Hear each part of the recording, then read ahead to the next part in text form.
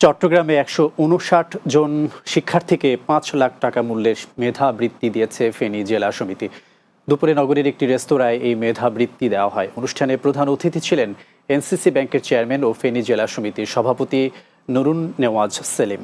সমিতির সহসভাপতি আব্দুল মন্নান মজুমদারের সভাপতিত্বে এ সময় উপস্থিত ছিলেন আপিল বিভাগের কর কমিশনার সামিনা ইসলাম, বৃত্তি কমিটির সদস্য সচিব জিন্না চৌধুরী, মৌলভী শামসুল করিম, জসিমউদ্দিন মজুমদার সহ সমিতির নেতৃবৃন্দ।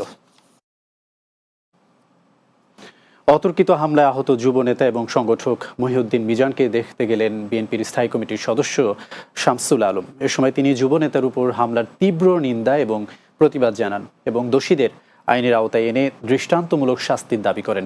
এ সময় উপস্থিত ছিলেন মহানগর বিএনপির আহ্বায়ক কমিটির সদস্য অধ্যাপক নুরুল আলম রাজু, মহানগর বিএনপির আহ্বায়ক কমিটির সদস্য মোহাম্মদ মহসিন, ১৭ নম্বর ওয়ার্ড বিএনপির সাবেক সভাপতি মোহাম্মদ সেকান্দার, সাবেক সাধারণ সম্পাদক মোহাম্মদ ইমরান উদ্দিন সহ অন্যরা।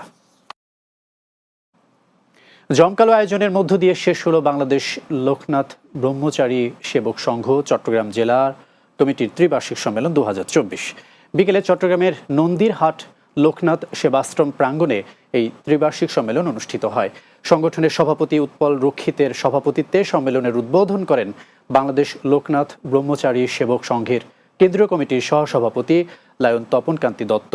এতে প্রধান অতিথি ছিলেন চট্টগ্রাম বিশ্ববিদ্যালয়ের সিনেট কমিটির সদস্য প্রফেসর ডক্টর সুকান্ত ভট্টাচার্য। চট্টগ্রামে মিয়া ফাউন্ডেশন ও সূর্য তরুণ যুব ক্লাবের উদ্যোগে শীতবস্ত্র বিতরণ করা হয়েছে। সূর্য তরুণ যুব ক্লাব প্রাঙ্গণে এই শীতবস্ত্র বিতরণ করা হয়।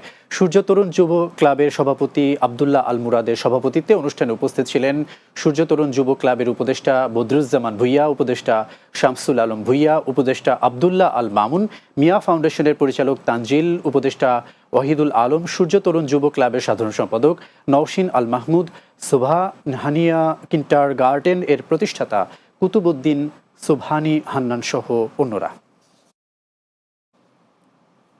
চট্টগ্রাম রাঙামাটি মোটর মালিক সমিতি সমন্বয় কমিটির প্রথম সভা অনুষ্ঠিত হয়েছে।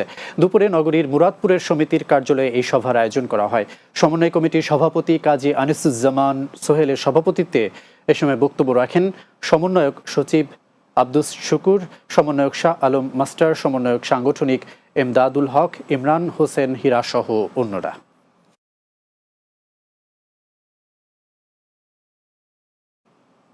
রাতে বাংলায় নিচ্ছে আরো একটি বিরতি, ফিরছি কিছুক্ষণ পর। বাংলা টিভির সাথেই থাকুন।